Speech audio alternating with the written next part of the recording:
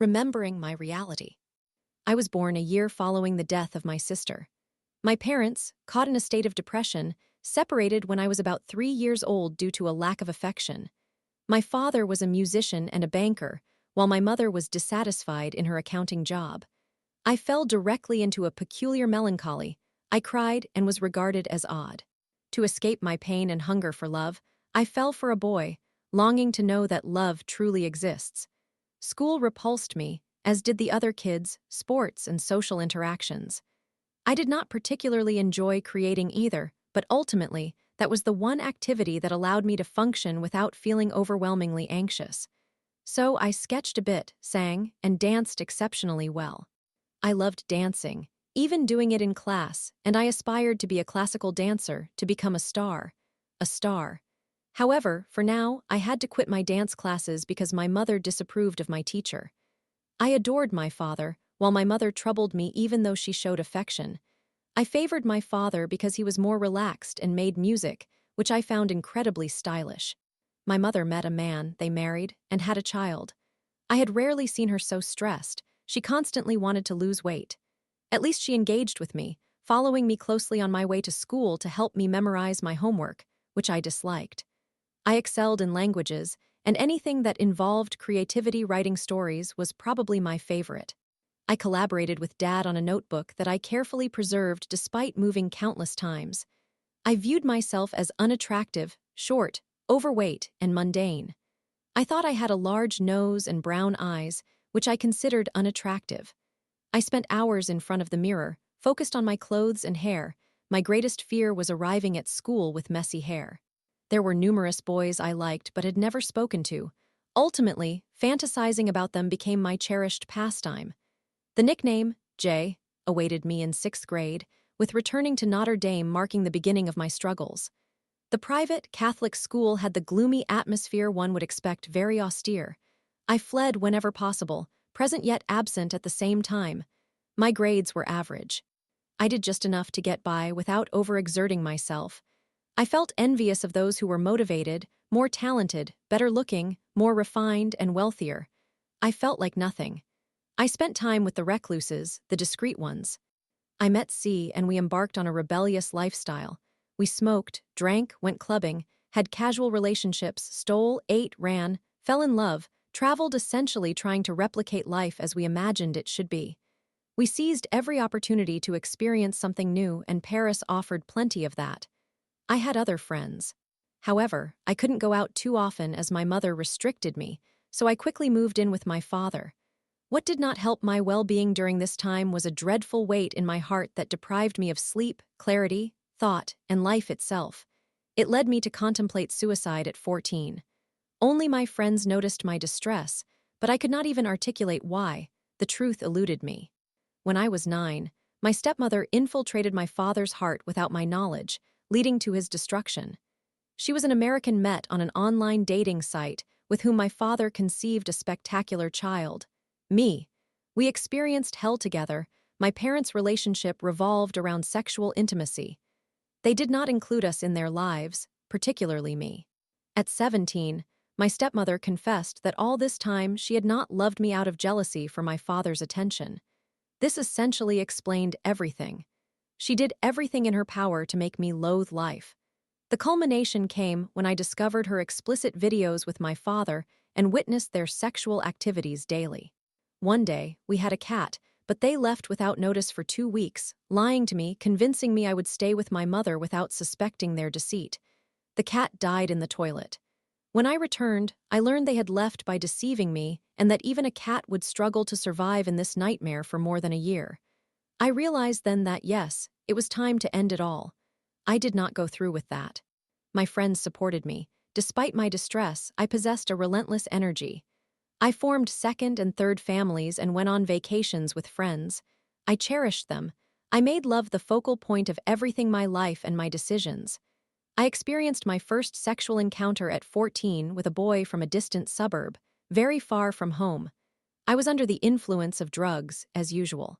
Smoking was my only escape, the only response to my turmoil, my only place of comfort. Toxic relationships piled up. I too became addicted to sex, while my father engaged in orgies at the apartment. But I started to care for my sister, ensuring she wouldn't endure my experiences. She was around 5 years old, so I finally voiced everything I had kept silent. I had been mute my entire life, especially throughout my childhood. I found my voice at 17, trying to save her. I was not deceived it was too late. I shouted. I had become the neglected teenager. But I shouted for valid reasons. The three of them initially formed a couple. When the third one moved in, she quickly informed my father that there was a problem. Why is this child screaming in this house, and no one pays attention? She realized that no one had listened to or believed me for years. There was no consent. She told my father a problem existed. My father only listens to the women he sleeps with, not to his daughter. He abandoned his first wife. That was when she apologized, and so did he. In a state of remorse for 10 years of suffering, I'm breaking up, leaving behind my dreadful perspective of existence. I do not wish you well. I have none myself. Disillusioned with life, wasted childhood. She shattered what was most precious to me, my innocence, and my father was complicit. Then in the mix remained an innocence that was, by some miracle, slightly preserved, I hope. We shared unforgettable moments of pure love within an ocean of torment, magical moments. We had such a bond and connection that he even called me Mom. But that was our secret, and I do not even know if she remembers it. It was so sweet and beautiful that I doubt anyone could grasp or trust my story. I hardly believed it myself. I failed to understand what I had. I failed to see how fortunate I was to know her and grow up alongside her. At 17, the groundwork was laid. I entered preparatory school. I let go of everything: Paris, my friends, my selfish father, my mother, all my foundations. I attended art school. My art teacher inspired me. It was when I met him that I first glimpsed hope for the future. He was the one who enabled me to articulate my thoughts. I believe he saved my life deep down. How did I end up in this art class? Another miracle. Every year, I advanced accurately to the next level in this private institution. I chose general studies because I aspired to be a writer, and my French teacher believed in me, having read my essays. I had a gift for it. She encouraged me toward cogniz, suggesting I pursue natural sciences and philosophy, stating that if I withdrew from art, I would have better chances of acceptance anywhere. No one sought art. I insisted on art. I was denied entry to my desired institution. I was transferred very far from home. I was navigating this alone. My mother despised who I was becoming, everything I represented. She wanted me to remain at Notre Dame. My father continued in his depressed state. I was no longer in touch with my friends. I had only one boyfriend who was 10 years older when I was 15. Yet, on one hand, I needed him. Briefly, I entered this new high school for the first time and encountered a teacher who genuinely believed in me, not merely in my creations. He believed in me. For the first time, a teacher looked at me with trust when I claimed I was doing my best, and that this year, as I declared every year, I would excel. Typically, my depression caught up with me. At the end of the year, most teachers had come to loathe me. Yet, he still believed in me. Consequently, I went from being the bottom student in my class to the top in 1 year, preparing for higher education at 17. I left everything behind and took as much with me as possible. I dedicated myself. That was my only focus.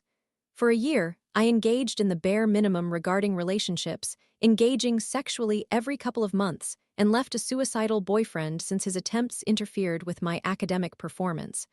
I wanted to prioritize myself. I felt lost. I had no idea what I loved anymore. My life had been about creation, yet it was a forced, meaningless form of it. Deep down, I just thought I was doing fine getting through life, gaining employment, but above all, wanting to be talented and one day admired anywhere by anyone. I had access to the fine arts in L, a step just below Paris. I felt like I had achieved second place. Disappointment removed everything from me simultaneously. The burden of the year I spent only focusing on that was suddenly lifted. I was moving to L. I no longer knew why I was doing this. I remembered this promise, which pushed me to seek a future to become wealthy. It was a sunny day. We were outside together. We laughed as always, holding hands.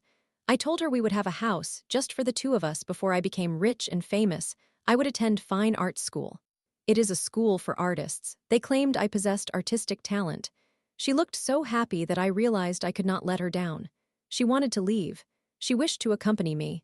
I finally gave her a healthier space. But I did not understand how to offer her the only thing I had and that I ultimately lost, myself. I departed with my pledge. The house, the wealth I did not even realize she did not care. Anything would have sufficed. But one should not remove a child from their father, even if he has mistreated her throughout her life. So he had to change. My mind did not wish to comprehend, yet my body knew, and it performed its function automatically when necessary. He spent his entire adolescence regaining the strength to combat the assailant.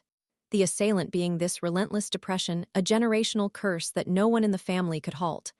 A year spent in a void. Once more I was present yet distant. I produced mediocre work. I had a boyfriend, it was good. Friends too, but depression clawed at me. Then, in a sudden blow, I did not see coming a year that counts for nothing in my record. As if it had never occurred. As if I had never lived there, never stepped into that place. My parents believed it. They never thought I could be truthful. I was there. I tried everything. I even offer pictorial evidence, entire rooms filled with tests and works. I could fill numerous rooms merely with the paper I doodled on, the tears I shed in my songs, the performances I wished to present. None of it mattered. No one was interested. Certainly not my mother, whom I continuously disappointed in a cycle. For her, the conclusion was clear. I accomplished nothing. She contacted the school principal, who cited my absence in a theory class on Friday morning when we all slept in. She stated that this was the reason for my expulsion.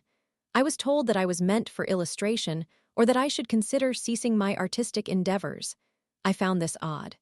I had never truly begun. In actuality, a notion formed in my mind to prove them wrong. I was set to create comics for B. For the first time since my sister, I unearthed something significant. A great collective project, the underground, those who create beneath the surface, those who are despised like me, the outcasts, the misunderstood, the deranged, the sick, the addicts. I had quit smoking and instead started to exercise excessively. I attempted to become what others wanted, but it was ineffective. I continued to disappoint and felt infinitely closer to wasting my potential truly living up to its name. And I became obsessed. While I stated I would attend B, I thought of only one thing: becoming skilled enough to create covers for that guy and all his friends. I adored everything linked to him. I isolated myself at my father's place all summer. I was at 2000. My sister was absent. She spent most of her time with her mother. Everyone urged me to focus on work. I conducted some research, and when I found a job, I asked myself, why? I attempted it for one day before giving up. Despite everything being perfect, a barmaid position with good pay, my father made it clear. No job, no assistance. I responded, I will live in a squat. Simple as that. But I had no experience with that nor knew anyone in that scene. I thought, I'll see how it goes. Naively, I packed a bag with nails, a hammer to close the door, and no clothes so I could travel lightly. I intended to spend that school year in both classes and squats. The ideal life. No bills. This idea sprang from my recent artistic acquaintances. I met one, he was from B. We had an instant crush. Nothing could prevent me from going there anymore. My uncle took me in. He resided in B. Subsequently, I found maps scattered about. I had a bit of money. I was uncertain about how it materialized. My mother had stopped keeping tabs on time months ago, yet she would assist me whenever I faced significant struggles. I landed a babysitting opportunity. I was subletting. I stopped attending school after 2 months. It became impossible to tell my parents. I kept disappointing them. Working more than that was unfeasible. I couldn't do anything anymore. Quitting school was the minimal step I needed to breathe. I could not create within those confines. Once more, I was blocked. I discovered tattooing during that period. Thus, my first tattoo took. The same influences persisted. The same artists became my main connections. Although they did not fully know me, I sang and even formed a strong friendship on SoundCloud, where I shared my music. I tattooed not just for the money, but primarily for the recognition. I found it beautiful. Initially, I struggled but began to encounter new people. Tattoo artists with whom the rapport improved compared to my experiences in B. Then, I encountered a man who proposed marriage and children, but with whom we mainly engaged in casual relationships every other evening. I danced a lot.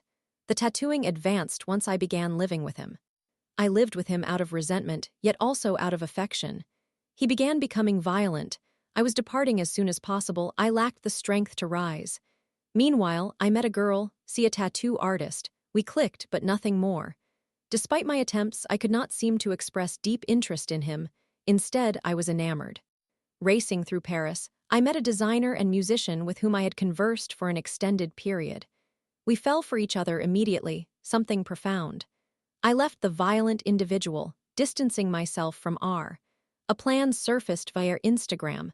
Staying in Paris was untenable.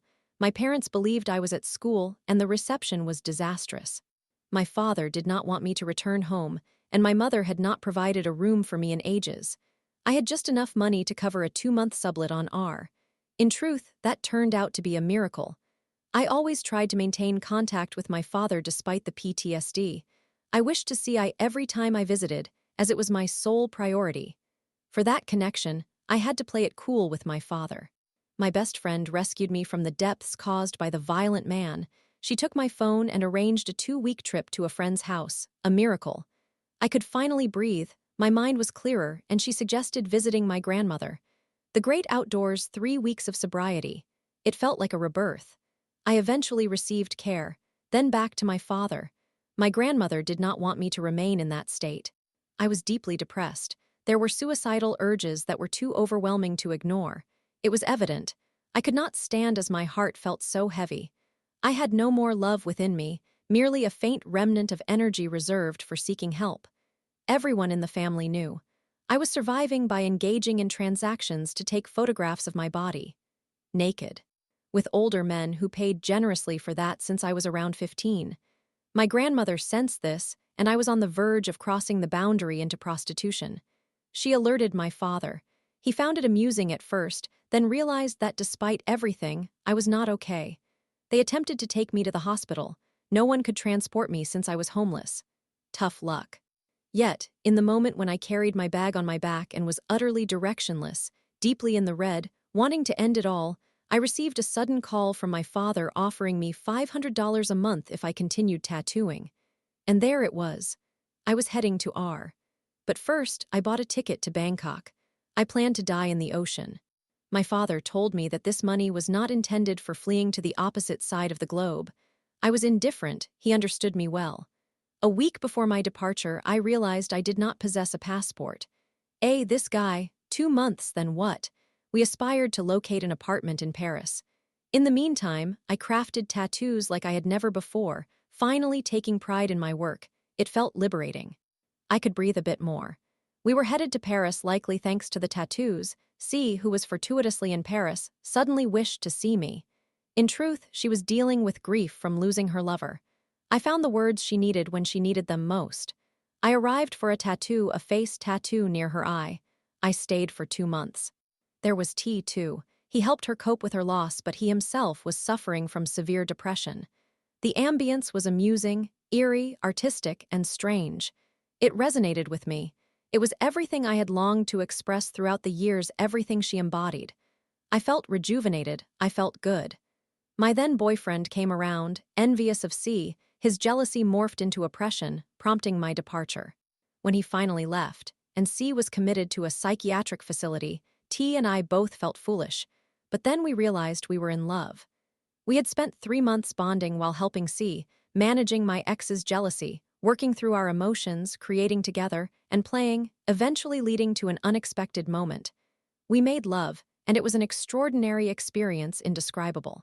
He had recently ended a 4-year relationship.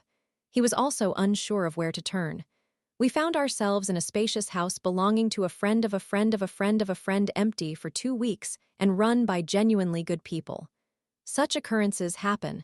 They are unexpected yet welcome. This allowed us a breath of relief. I had taken just 4 or 5 breaths since the story began, and in a lifetime that is not many. However, the rest felt promising. He had a vision, the family home by the sea, far removed from everything. His parents had created him there.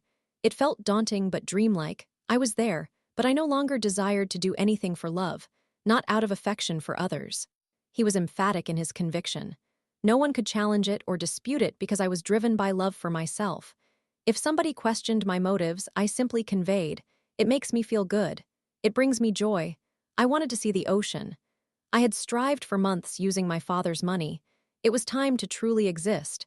We spent 5 months together and 1 month with his parents, whom I cherished. His parents loved me. I felt welcomed there, more than at my own parents' house. Now T and I had known each other for 9 months. C was understandably appalled at my decision to leave, and so was T. It was challenging. It is challenging, but we planned to head back to Paris. My father offered to help us find an apartment for T and me. If we proceeded, we would need to manage our finances. We wanted to give it a shot. Despite occasional misunderstandings, we considered ourselves fortunate. We recognized that being alone would not be any more enjoyable. We understood we needed to heal together and wished to support one another in this arduous journey called life. Above all, we recognized what a life devoid of love feels like, and we rejected that notion. However, complications arose. We feared losing ourselves. Terrified, maybe we had already become lost, living merely on memories. If that were the case, at least we were living, and we would forge new memories. We did so daily. We made love. We confused ourselves. We slept and ate with abandon. It felt good. It was chaotic. A spontaneous encounter in the ocean. A gentle kiss on the forehead while he slept. A soothing massage during my menstrual period. And I no longer battled anorexia. I called my brother frequently. I began reconnecting with friends, much like I used to enjoy. Yet I have not been able to tattoo for 9 months. Blocked. Fearful. What awaits? What is this chaotic life? A transition is needed. I am neither male nor female. My breasts and buttocks bother me. I yearn to identify as non-binary wholeheartedly. When will I be ready for this monumental change? How will I feel accepted in a society that rejects everything I embody? Story 2.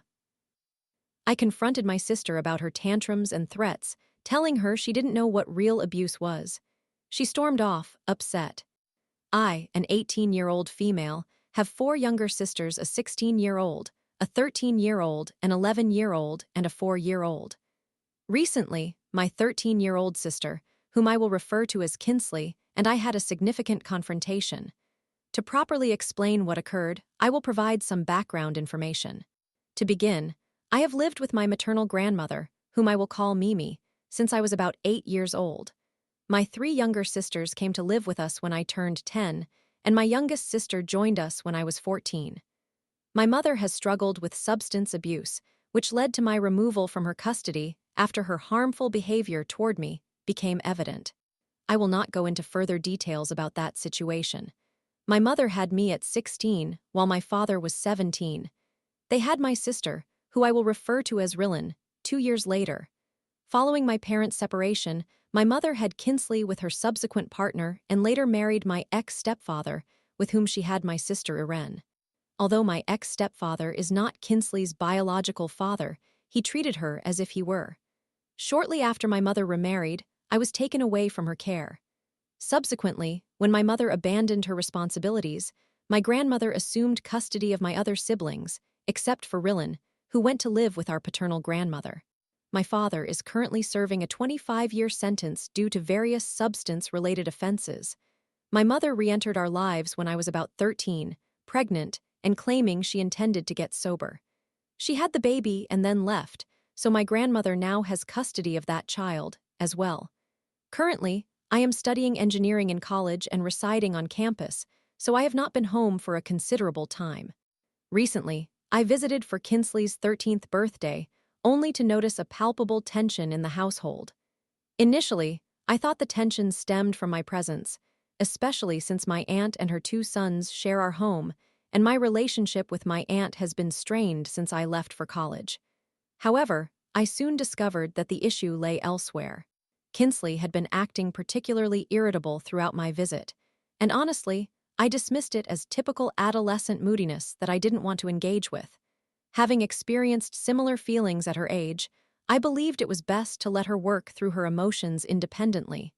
Unfortunately, it turned out to be more serious than I realized. My aunt, who tends to gossip, confided in me that Kinsley attempted to run away with 2 friends, only to be caught by the police and subsequently returned home. My aunt explained that my grandmother confiscated Kinsley's phone after that incident, causing Kinsley to grow increasingly upset. Moreover, just 2 days prior to my arrival, they had a confrontation with the police involved. While I won't delve into the details, the situation escalated to intense shouting and physical altercations, prompting my grandfather to call the police after my other sisters sought his help in tears. It's worth noting that I have always felt particularly protective of my grandmother, a sentiment I don't typically extend to others, and I am actively in therapy to address these feelings. My therapist describes it as a common reaction for those with similar histories to develop a strong attachment to the person who rescued them. In the past, I often reacted with anger toward anyone I perceived as disrespectful to her. Although I have made progress in managing my possessiveness, the moment my aunt informed me that Kinsley had harmed my grandmother, I was outraged. I found Kinsley in the kitchen and began yelling at her, which prompted her to shout back immediately. We engaged in a heated exchange, during which she expressed a wish that our grandmother had never gained custody of her, claiming she felt trapped and unhappy, alleging that she suffered abuse in our home. This only fueled my anger further. Kinsley may not recall much of our mother during her sober moments, but I suffered greatly from those times. My mother struggled with sobriety and was particularly physical with me, an experience that has haunted me throughout my life. To clarify, Kinsley was never abused. Like many of us, she experienced neglect, but this was established in court. I do not believe this history gives me any superiority over her, nor do I mention it often. This might touch on my possessiveness issues, so I acknowledge my bias. Since my grandmother has been nothing short of amazing, taking us in during her 50s and caring for us when no one else would, it makes it more challenging to hear negative comments directed at her. My grandmother has never mistreated me or my siblings, and until I moved out, we had not encountered conflicts of this nature. I was infuriated that Kinsley would accuse her of wrongdoing. She continued to complain how difficult her life was and how no one understood her predicament. At that moment, I lost my cool and yelled at her that if she found conditions here intolerable, she should go live with our mother and experience that reality. Kinsley retaliated by stating I was spoiled and insulted me by comparing me to our father, saying I was a useless pothead. I have never used marijuana, and I was uncertain whether she was merely talking in anger or meant it. Furthermore, she claimed everyone was happier since my departure from home, launching into a barrage of insults. As is often the case during heated disagreements, the exchange escalated into threats. I confronted her, saying she was behaving like our mother, consumed by anger and a desire to abandon everything. I insisted she had no right to treat our grandmother in such a manner. Kinsley retorted that she had a right to her feelings, and I told her that after such a disgraceful act, I would not be surprised if she lost her status as family. I insisted that her life was not as miserable as she portrayed it to be, and she stormed off to her room in tears. After taking a moment to collect myself and speak with my grandmother, I left for a drive. I contemplated returning from college to ensure Kinsley never harmed our grandmother again, but my grandmother advised against it, assuring me she would call if anything similar occurred in the future.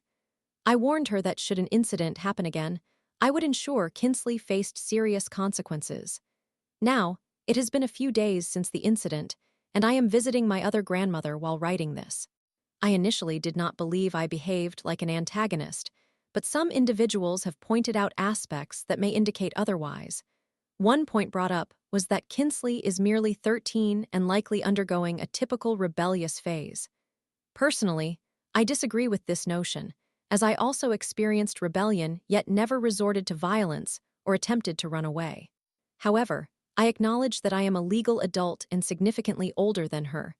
Furthermore, as I mentioned, I have struggled with my possessiveness regarding my grandmother throughout my life. This often leads me to act impulsively and out of anger when it comes to her. I realize my view is biased, as she has become a maternal figure in my life.